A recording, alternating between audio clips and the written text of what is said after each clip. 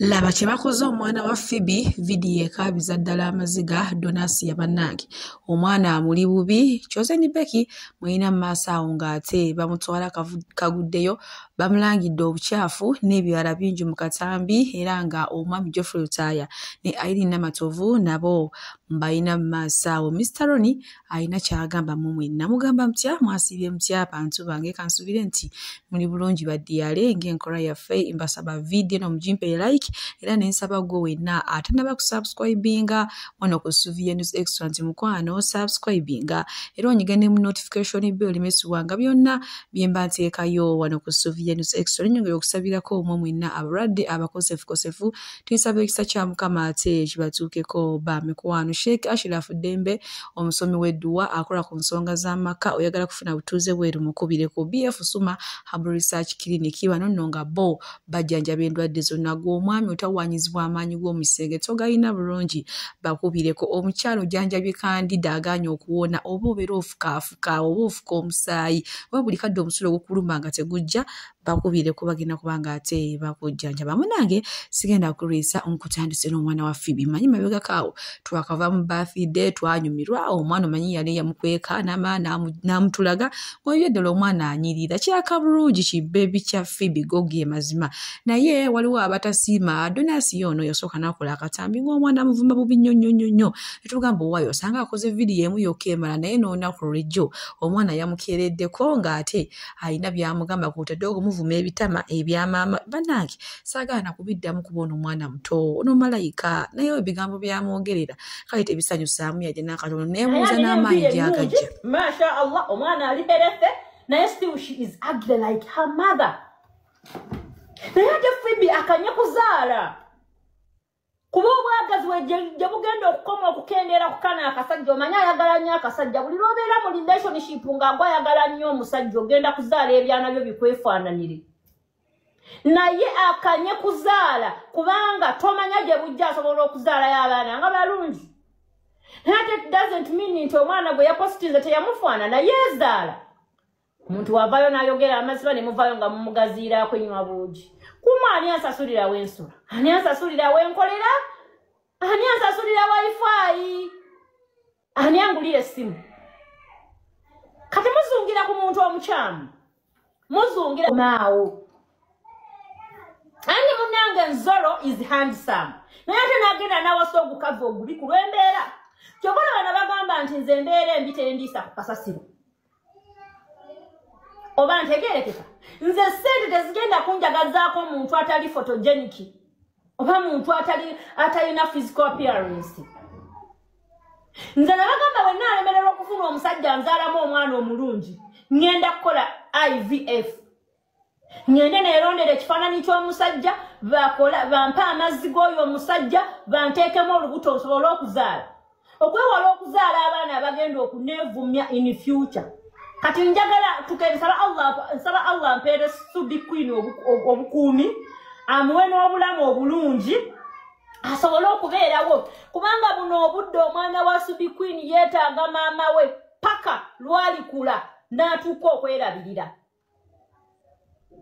Awo nno wetutuuse bantu bange ebintu by'ensi amazima gali nti byewuunyisa kuba omuntu omukulu woddira ku mwana omuto atamanyi nakwogera imagine naye n'oyogera ebigambo bwe bityo n'ensobe etutwalawo bannange naye nga byebyo nammwe nga byewuliddeko yasooka tumanya alekedde ne munnaye talekeranga. Munange bwe tweyongerayo olunaku lw'ejjo omwami Honorable Geoffrey Rutaya wamu ne mukyala we Irene Namatovu gwe yayimbira akayimba nti yanaaboreza. Olunaku lw'ejjo babaddeko ku interview ne babuuza naye mwesinkana mutya. Munange nno omanyi Irene Namatovu weeyo sayizi yo kakuuto kati ate Geoffrey Rutaya wawana emiti ebiri ng'ekyotera munange ng'abakyali awo mu nsiike z'okuyimba buli omu ayagala kuba kajji already ba Geoffrey Rutaya bo baali bakakubadda kati nga Irene Namatovu nga tannabakka kuba munange kye yakola nga yeesiba ku Geoffrey Rutaya nga waalinya wadda omwami Geoffrey Rutaya n'agamba ne kano akawala akabeera kaneesibako kiki munnaye n'akayamba mu music kwe kuvaayo bwe katyo naye era n'akayambi yaddaala n'ebirala ati buno obudde si bafumba okitegedde ekintu ekyo naye agambye mwene unalita abaana bameka ye yajja kufumba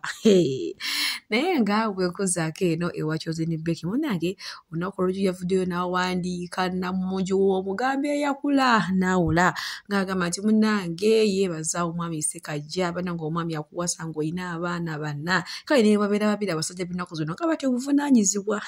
olengera amukuzaalamu n'amukusuulira nga takulabiridde munange n'agamba nti sitaani yali amanyi wamuwangudde okumufuula singa omumaaza ku baana bana naye munange lwali omukama n'agamba nedda Chosen Becky nina okuyimusa munange nakwe kumufunira omwami Ssekajja kyokka bannange omugole naye wadde mugole maaso wano bamuyisizaamu eggaali bamulangidde obukyafu tubadde tusaba baserebu oba mukwata ebisenge byammwe mufube okulaba nti ebisenge binyirira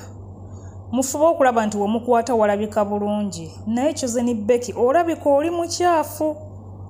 yes abantu bayinza okutya okuvaayo okwogera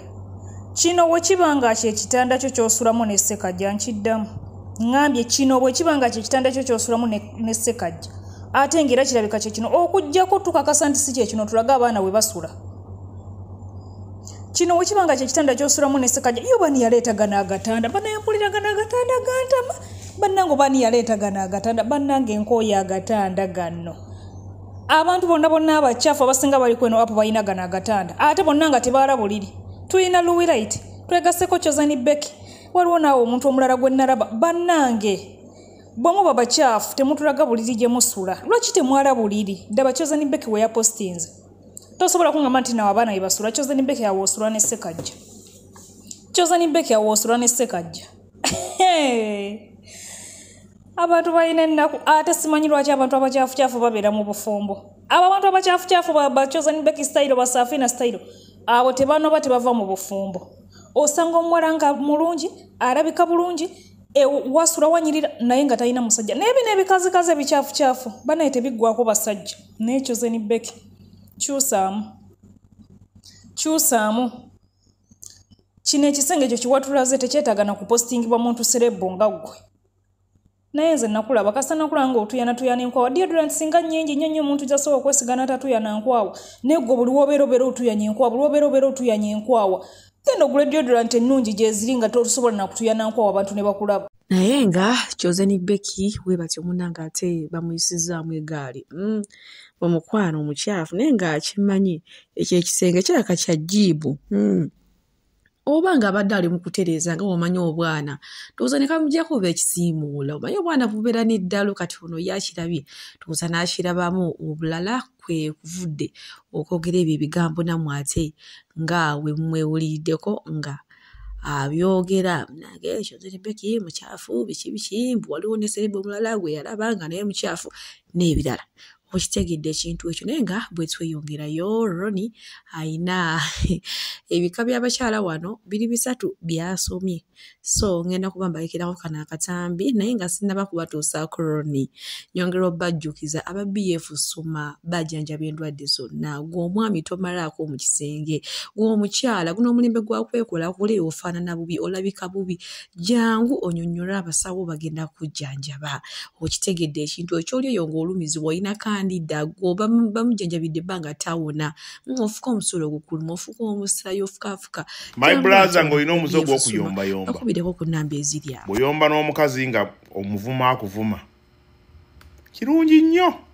era yisa engalo mu maaso okyayina emirembe bw'oyomba n'omukazi nga takuddamu weebaseeko limu era weegendereza nnyo kankubuliye gwe ebintu by'obadde tomanyi ekisooka tebakulimba nti omukazi yeebaka ekyo namba 1 oba otulo batuddawo oba batukola oba beebakamisa n'ekiro ne basula nga batunula byonna bye mukola n'ozukka ng'okoye gwe njagala omanye bulungi omukazi teyeebaka agwegezesa lunaku lumu ogenda okudda engulu ku makya nga mwembi mwasibye ku mulimu nga mwenna mukooye ogenda okudda engulu nga gwe okudda engulu ng'okooye buli wamu wakuluma ng'ekyenkya kiyidde ng'engoye z'abaana azigize njagala omukazi akuwemu ku mirimu gy'akola ewaka gwe omulaba ng'omunafu era lwaki nze ntunula wana luli n'agamba mu omukazi munafu ani yagamba abakazi njagala akuwemu ku mirimu gy'akola gwoyoza ebintu ogire abaana akulekere mbulekezi ku baana otegeere nti toyina maanyi osiibe busiibi nabo nga bwe batawaanya bibadde eno bibadde eri ng'ate akulaga asiiba n'abaana waka abasatu abatawaanya n'akulaga nti afumbye nayoza engoye zo buli kimu n'akikola oyo omuntu si munafu mukazi bulaaza kankubulya ekintu kimu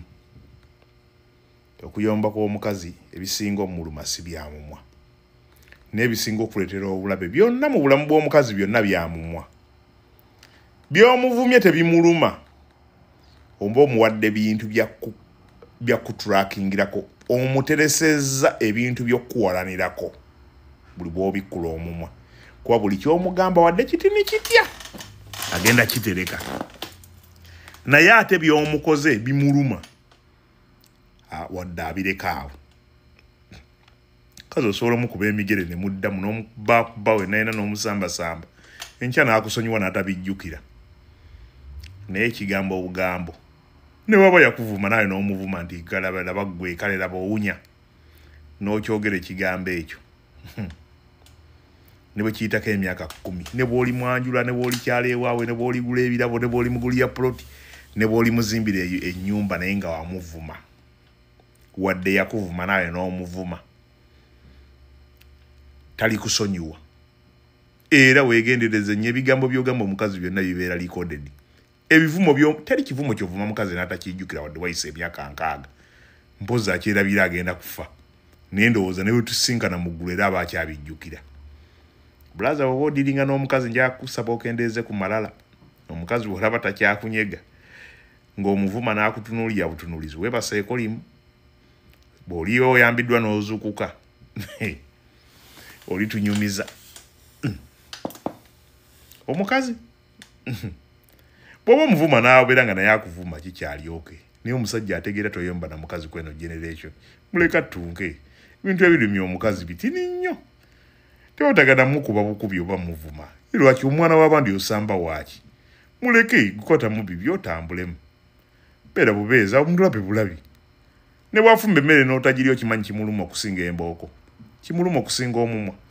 g'osuubira ensobi ozigonjoola omuliro bagamba olaba effunfugu ligonda terisobola kuwagala kyambe omukyalo oyo omulaba oyo tomulaba nti ali soft eyo ndowoozayo bali haadi nnyo nemusula mu pate nemugenda mu pate nemunyumya buli kimu nemukola ki